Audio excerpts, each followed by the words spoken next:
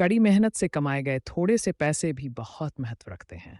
जो लोग ये बात समझते हैं, वे सिर्फ ज़रूरत की चीज़ों पर ही खर्च करते हैं।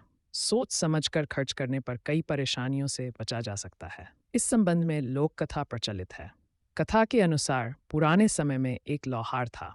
उसका बेटा हमेशा व्यर्थ खर्च करते रहता था। लोहार का कामकाज अच्छा चलता था, इसीलिए उसके पास धन की कमी नहीं थी। घर में भी कोई समस्या नहीं थी, लेकिन वह अपने बेटे की वजह से दुखी था। लड़का हमेशा ज़रूरत से ज़्यादा खर्च करता था।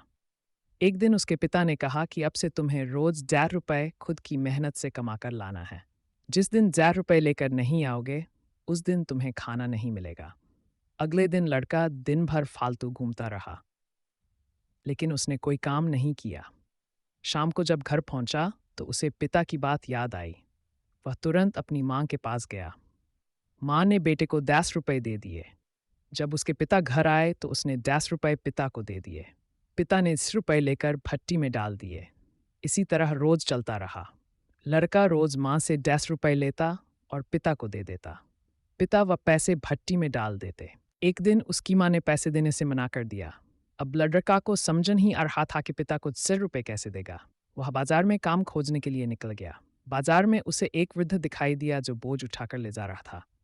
लड़का उस वृद्ध के पास गया और बोला कि मैं आपका सामान आपके घर पर पहुंचा देता हूँ। बदले में आप मुझे 100 रुपये दे देना। वृद्ध इस बात के लिए मान गया।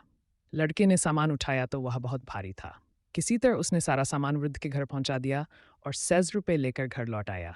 उसके पिता आए तो लड़के ने खुशी खुशी वह डब्बू पिता के हाथ में रख दिए। रोज की तरह पिता वह पैसे भट्टी में डालने ही वाले थे, तभी लड़के ने उनका हाथ पकड़ लिया। लड़के ने पिता से कहा कि ये पैसे मेरी कड़ी मेहनत की कमाई है, इन्हें इस तरह भट्टी में मत फेंकिए। पिता ने अपने बेटे से कहा कि अब तुम्हें समझ आया कि मेहनत की कमाई की कीमत क्या होती है। तुम रोज मेरी मेहनत की कमाई ऐसे ही फिजूल खर्च करते हो। मुझे भी इसी तरह बहुत बुरा लगता है। अगर हम पैसे सोच समझकर खर्च करेंगे तो कई परेशानियों से बच सकते हैं। बेटे को पिता की बात समझ आ गई और उसने व्यर्थ खर्च न करने का संकल्प ले लिया। इसके बाद वह भी पिता के साथ काम करने लगा। तो दोस्तों, कहानी कैसी लगी कमेंट करके ज़रूर बताएं। अगर कहानी अच्छी लगी हो तो प्लीज़ वीडियो को लाइक और शेयर करना ना भूलें और चैनल को सब्सक्राइब ज़रूर करें। धन्यवाद।